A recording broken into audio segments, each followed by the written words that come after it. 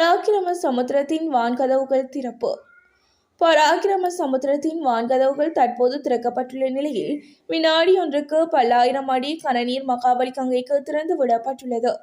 நாட்டில் நிலவும் சீரற்ற காலநிலை காரணமாக தற்போதைக்கு நீர்த்தேக்கங்கள் அனைத்தும் நிரம்பி வழிய தொடங்கியுள்ளன. இந்த நிலையில் புறநறுவை மாவட்டத்தின் பிரதான நீர்த்தேக்கமான பராக்கிரம சமுத்திரத்தில் 99,000 ஏக்கர் கன அடி அளவிலான நீர் நிரம்பி வழிய தொடங்கியுள்ளது. இதனால் பராக்கிரம சமுத்திரத்தின் வான்கதவுகள் 3 அடி உயரம் வரை தற்போதைக்கு திறக்கப்பட்டுள்ளன. இதன் காரணமாக வினாடி ஒன்றுக்கு 10,000 கன அடி நீர் மகாபலி கங்கையில் கலக்க விடப்பட்டுள்ளதாக நீர்ப்பாசன திணைக்களம் அறிவித்துள்ளது. தொடரும் சீரற்ற காலநிலை. இலங்கையில் சீரற்ற காலநிலை காரணமாக அவசர காலங்களில் மக்களை மீட்க 6 உலங்கு வானூர்திகள் தயார் நிலையில் உள்ளதாக விமானப்படை ஊடக பணிப்பாளர் குரூப் கப்டன் எரந்த கிணக்கே தெரிவித்துள்ளார்.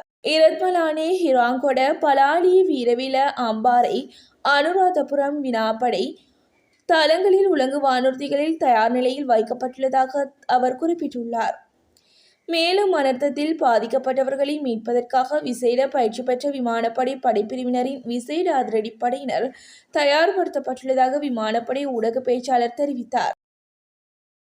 இந்திய கடற்படையினரால் கைப்பற்றப்பட்ட பெருமளவான போதைப்பொருள்.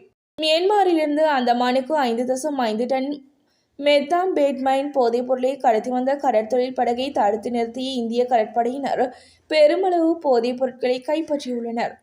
இந்திய கடற்படையின் கண்காணிப்புளவு விமானம் அந்தமான் கடலில் ஒரு சிறிய கடற்தொழில் படகை கொண்டு அதனை நோட்டமிட்டது.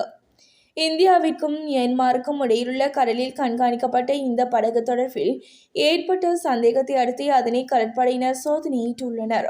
இதன்போது படகில் பெருமளவான போதைப் பொருட்களுடன் மியான்மர் குடிமக்கள் 6 பேர் கைது செய்யப்பட்டுள்ளனர்.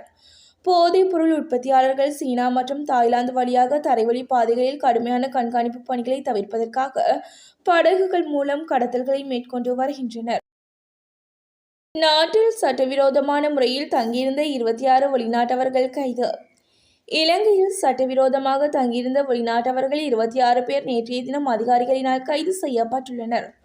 கொழும்பு கிரிலப்பனே பிரதேசத்திலுள்ள தற்காலிக விடுதியில் தங்கியிருந்த நிலையில் குறித்த வெளிநாட்டவர்கள் குடிவரவு மற்றும் குடியகழ்வு திணைக்கள அதிகாரிகளினால் கைது செய்யப்பட்டுள்ளனர்.